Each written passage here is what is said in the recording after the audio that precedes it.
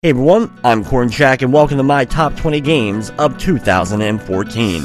Now I've been asked multiple different times over the course of the last few months, was 2014 a bad year for video gaming? And I wanted to wait till the very end. I wanted to get as much gameplay as possibly I could in. I also wanted to look through the full list, put together my list, and then truly decide, was 2014 a lackluster year for games? And I have to say that no, it wasn't. 2014 has a lot of great games. May not have been the typical what you consider a good year for gaming, as there was a lot of disappointments from the major release titles. There was a lot of re-releases, and the newer consoles, the PS4, Xbox One, Wii U, haven't really fully taken a hold of the market. Well, especially in the case of the PS4 and the Xbox One, with a lot of games still being released on multiple different consoles, and very few exclusives that are really worth buying a system over. Now, with that being said, though, I still found a ton of games. I put together a list of over 30 games I consider good or great games in 2014, and I've compiled my, of course, top 20 list. Now, unlike last year where I had a definitive number one, that's not the case this year. It was really tough actually to decide what I was going to go with my number one spot, and of course, we'll get to that later on. Now, with this list, I can only do games that I've actually played. So there's a lot of games out there, and I'm sure there's a few that I didn't get a chance to play, some of which I actually have bought now, that I just unfortunately didn't have time to get to. A few notable exceptions would be stuff like Alien Isolation and Sunset Overdrive. I do not own an Xbox One. I haven't gotten a chance to play any of the Xbox One exclusive titles. So I apologize, I'm not trying to exclude the Xbox One, but I don't want to talk about games that I actually haven't played. So, with that being said, here we go with my top 20 games of 2014. Number 20.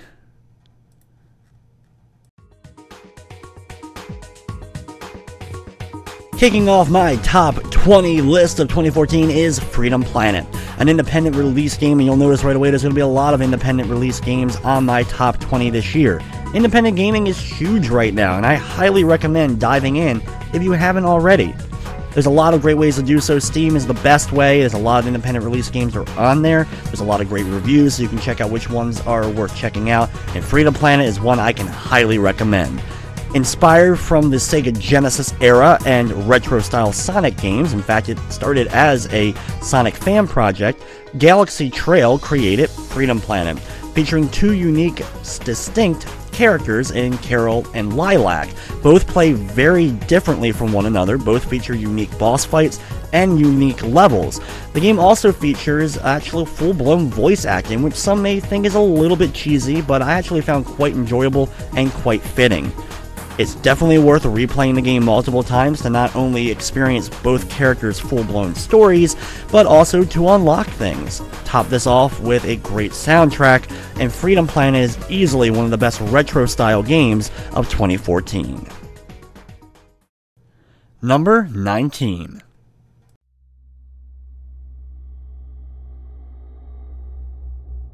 Number 19 on our list is another independent game, but vastly different from Freedom Planet, and that is Never Ending Nightmares from Infinitap Games. Never Ending Nightmares is a horror game with the most beautiful art direction I've seen in a game this entire year. Inspired by the artwork of Edward Gorey, you play as Thomas, as he is trying to escape a never-ending nightmare. You go through different areas of his house, sometimes over and over again, an insane asylum and a forest, and some of the most unnerving settings. There's parts of this game, especially the more brutal parts, that are just plain creepy. The artwork definitely adds to its atmosphere, and those scenes in particular are quite intense.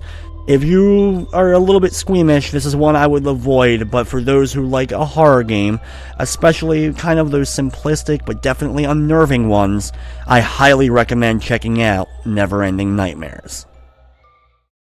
Number 18.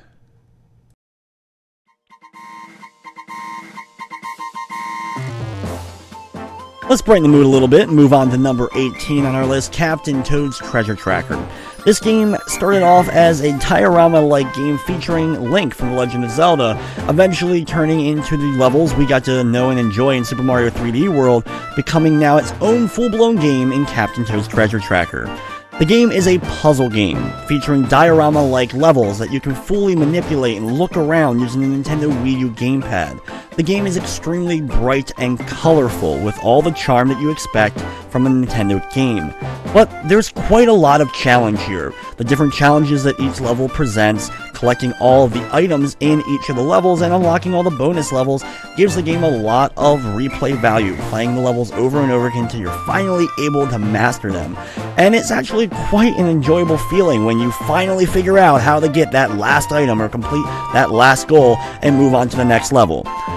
Captain Toad's Treasure Tracker, honestly, it was a very pleasant surprise, and I'm surprised at how much I really enjoyed the game.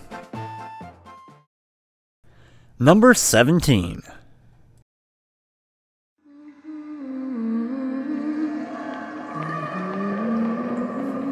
Now we're going to dim things a little bit again and move on to number 17 on the list, Among the Sleep, from Krillbyte Studios. Now, Among the Sleep is a unique game. It's a first-person horror game where you play as a 2-year-old. Along with his teddy bear to help and guide him along the way, you must first escape your crib and then your house, and you end up exploring these horror worlds that lay beyond the closet or lay into the basement.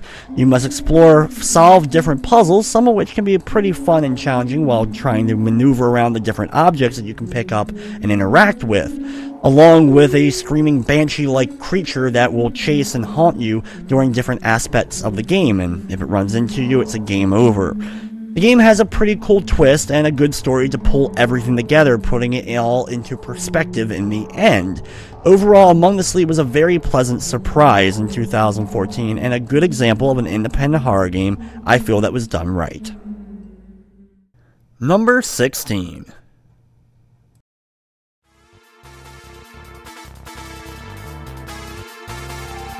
Now we're gonna, brighten the mood again. I know, we're going up and down with this thing as we move on to number 16, Mario Kart 8. Now, I have to admit, Mario Kart 8 is not my favorite Mario Kart title by any means. In fact, my favorite is one of the least popular from what I found out, and that's Mario Kart Wii. However, Mario Kart 8 is a beautiful and stellar game on the Wii U and really shows off what the Wii U can do. The game, of course, with Nintendo's nice seal of approval, is of course bright and colorful and exciting at every single turn. The courses are extremely well designed, and looking at them on a big screen in HD is fantastic, and I highly recommend checking out just solely if you like eye candy. The game features a large roster with a bunch of characters though from previous Mario Karts not included. I assume this was due to bringing in all the Koopalings into this version of Mario Kart. My really only gripe with the game really comes down to I kind of unlocked everything really quickly, playing just a few courses over and over again.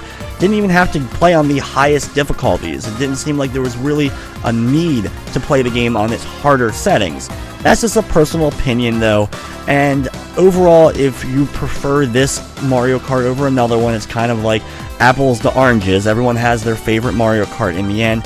The game though, stellar graphics, another fun soundtrack, and tons of characters, and DLC done right, it seems like. The DLC that's been released already is very cool, and the DLC coming out looks to be just as good as the first set. Mario Kart 8 gets my number 16 spot on my top 20 games of 2014. Number 15.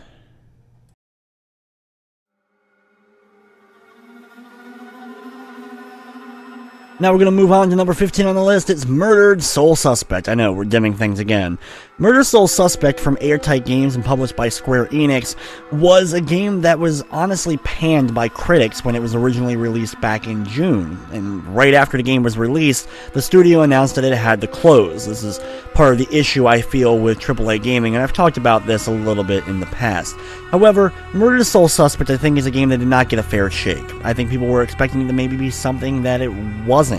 I was expecting, well, a murder mystery game where you played as, well, a ghost, and that's what I ended up getting. I found the game enjoyable. While the story wasn't as stellar as maybe I had hoped, with not many as twists and turns, and I kind of figured out what the twist was going to be less than halfway through the game, I still enjoyed Murder Soul Suspect for the game mechanics that it presented. Being able to possess and go through walls and explore different things in order to find the different elements to solve not only your own murder, but the murders and other cases that went along with the game. While not the most amazing murder mystery game out there, Murder Sole Suspect is a game I think deserves a fair chance. Number 14.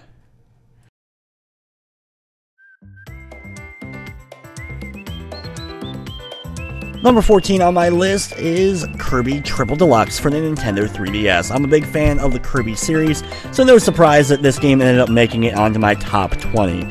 Now, if you played any of the other Kirby games, you know kind of what to expect. You, of course, are playing as Kirby, the little pink ball who ends up sucking up and eating enemies, spitting them out, or absorbing them and stealing their ability. And this game is no different. There's a ton of different levels to explore, items to find in each of the levels, making an added challenge to the levels by finding the different objects, and you need to in order to continue on in the game. There's a lot of cool abilities to get, a lot of which are returning, and some new ones, including the circus ability, which is easily my favorite in the game. There's also a cool unlockable mode that after you beat the game, you can replay the entire game as King Dedede, and there's also mini-games that actually were good enough to stand on their own as Nintendo enhanced them and later re-released them on the Nintendo eShop. Kirby Triple Deluxe may not be my favorite title in the Kirby series, but it's definitely a standout title and one of my favorites in recent years. Number 13.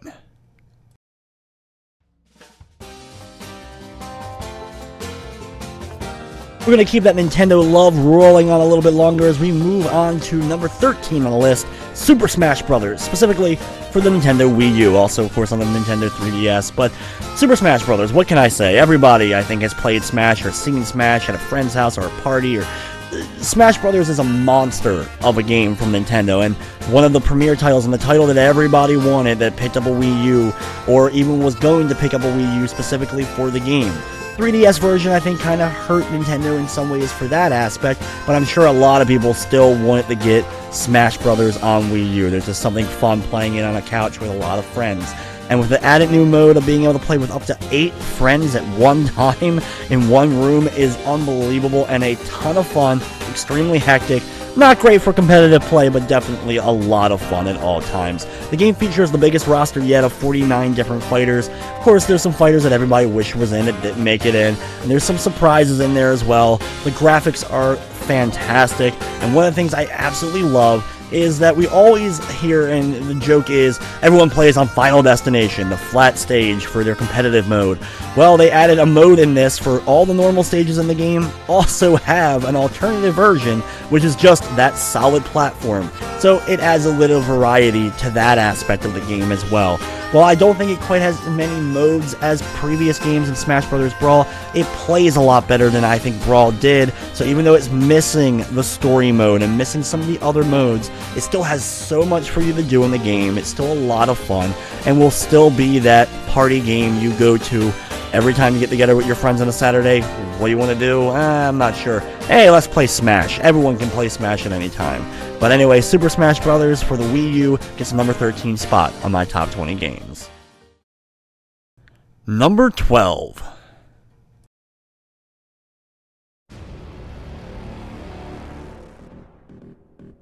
Number 12 on my list is a game that's not even fully out yet, but I loved it so much in its alpha form and available on Steam that I had to put it on this list, and that is Broforce.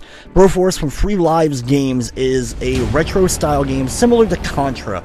There's tons of explosions, tons of action. There's not a dull moment in this game anywhere. And you play as the Broforce, a series of characters with bro parody names of famous action movie stars like from the Terminator, Rambo, Die Hard, and Alien. And you can play by yourself or up to 4 friends along with you, and heck, who knows, they may include other amounts of characters later on as the game progresses. It's still in its alpha form now. It's fully going to be released in 2015, but if you like retro style games like Contra, I highly recommend checking out Broforce. Number 11.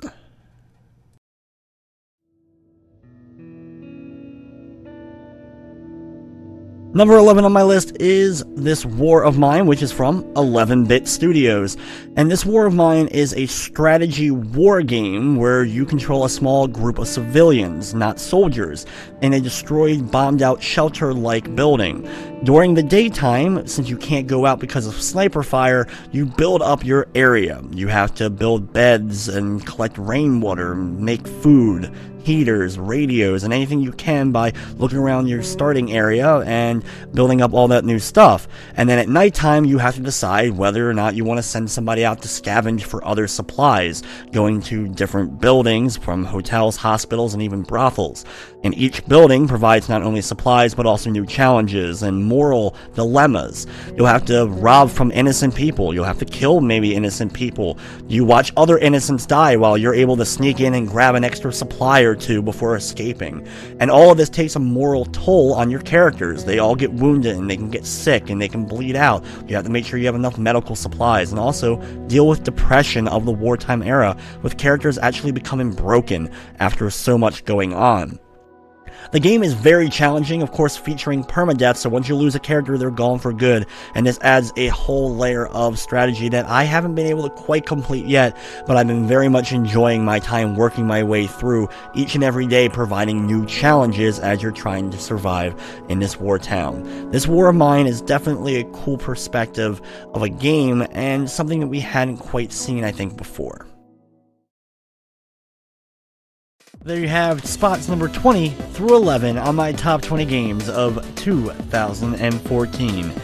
Coming up soon, guys, will be part 2 of this top 20, which will include, of course, the coveted spots 10 through number 1. I'd like to thank you for watching, and of course, I hope you enjoyed.